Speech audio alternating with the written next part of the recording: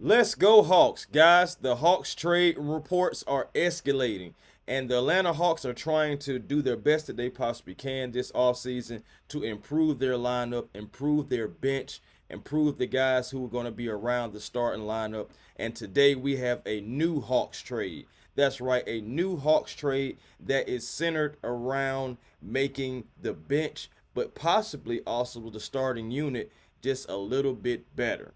It all depends on how you look at it, but today we're going to get into the pros and cons of this. Welcome back to Hawks Digest, everyone. I am Chris Tipmore. Wonderful to see you all once again. You already know, guys, take off your shoes, leave on your socks, and we're definitely going to get into this report. But first things first, thank you to everyone who is subscribed to Hawks Digest. We really and truly thank each and every one of you for making Atlanta Hawks Digest one of your first listens when you need all Atlanta Hawks content. We talk it all. It doesn't matter if it's a rumor. It doesn't matter if it's players being traded. Everyday news we try to provide for you guys here at Hawks Digest. But let's get into this, guys. There is a trade being a part of the Atlanta Hawks.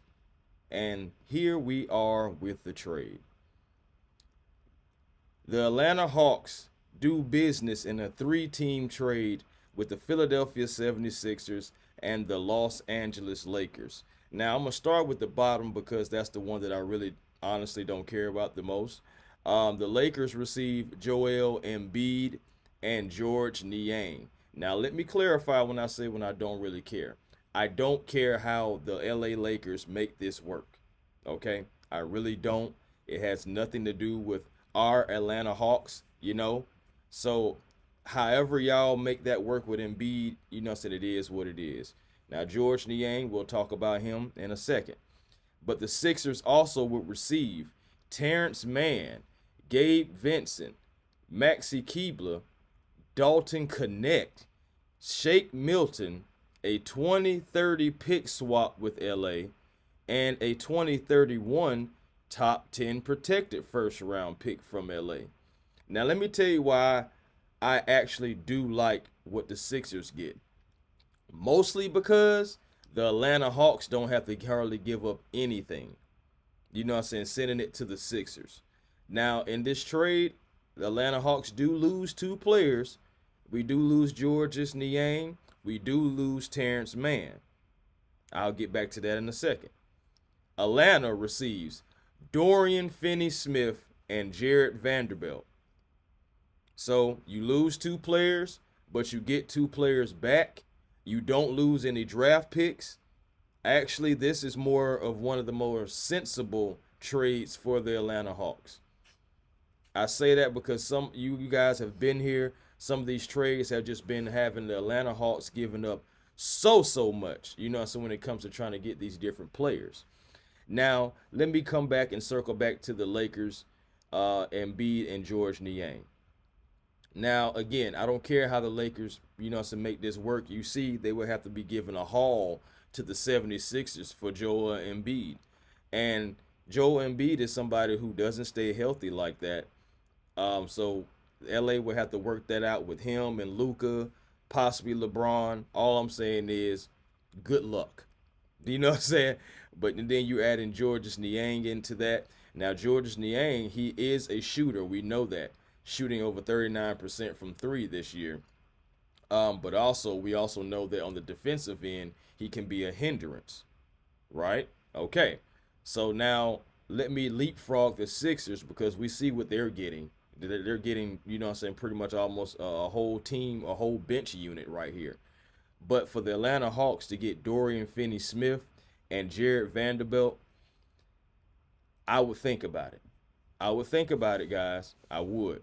And I'm going to tell you guys why. Let me go ahead and switch out some things. All right, let me get a little up close and personal with you guys. So, the thing is with Dorian Finney-Smith, you improve the front court with Dorian Finney-Smith. He's been a player that has been on playoff teams. He has played plenty of playoff experience. You know him being with the Mavs. Sure, he was just with the Lakers.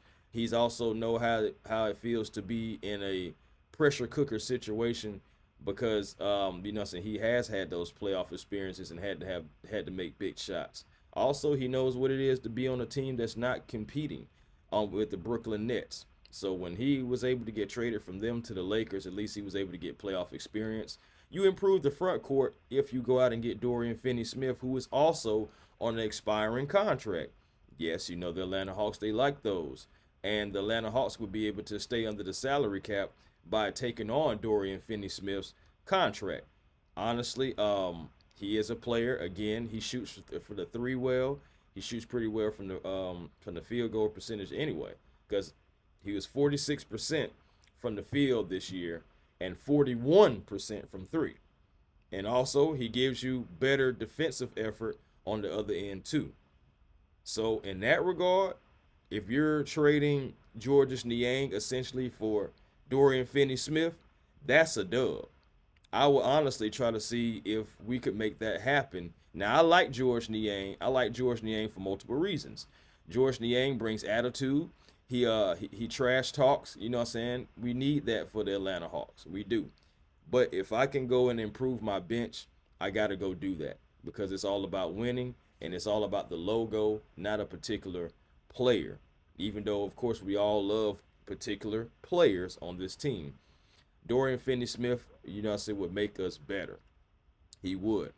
The only thing about this that I would hate, and I'm gonna get into it why, I would hate to lose Terrence Mann to Philly. Now I know some guys are like, what do you mean? Terrence Mann is kind of like a dime a dozen. I understand how you feel. Trust me, I do. But let me just bring this to your attention. Dorian Finney-Smith and Terrence Mann would be better than Dorian Finney-Smith and Jared Vanderbilt. Jared Vanderbilt is a more versatile defender. So again, your bench doesn't get worse to a degree. It gets better. But what I'm worried about is Jared Vanderbilt being still having 3 years on his contract. Atlanta, do you want to hold on to somebody who is, let's say, offensively challenged? He's great on defense, but offensively challenged coming off of your bench. At least Terrence Mann can shoot the three. At least Terrence Mann can hit the midi. You know what I'm saying? He can play decent defense as well. He doesn't play sorry defense, okay? I feel like if you could make a deal to just get Dorian Finney-Smith, possibly for Georges Niang, and keep Terrence Mann, you are a way better team. Jared Vanderbilt, again, he can guard multiple positions. He has the length, the size, and everything. But unless he's coming to the Atlanta Hawks to be having a Dyson Daniels-esque type of performance for the Atlanta Hawks, I don't want to be tied to that contract for 3 years, especially because Dyson Daniels, that's a guy that we're going to have to pay. I don't want to have to be tied up in an unnecessary contract so I can be able to, have him be under contract. Also, you think about this too. If you trade away Terrence Mann, you're trading away somebody that Trae wants to, if the Atlanta Hawks are willing to play ball with Trae Young and continue to have him here on this team, Terrence Mann is somebody that Trae Young wanted to play with. Trae Young said, if there was anybody that I would be okay with getting rid of my best friend in Bogdan Bogdanović, it would be to play with a guy like Terrence Mann. So you mean to tell me in the offseason, you're going to trade Georges and Terrence? It's two guys that you traded for at the deadline. Now, I think the Hawks see value in both players.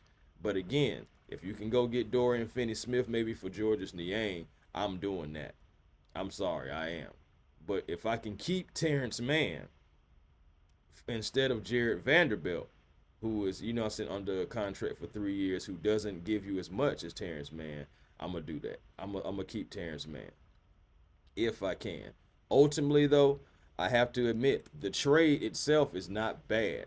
Again, the Atlanta Hawks, they lose 2 players, but their bench gets better to a degree. Again, I've already outlined what I feel about Jared Vanderbilt.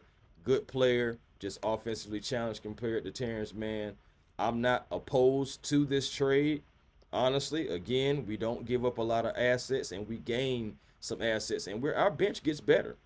It does, guys. But please, by all means, let me know how you guys feel about this trade.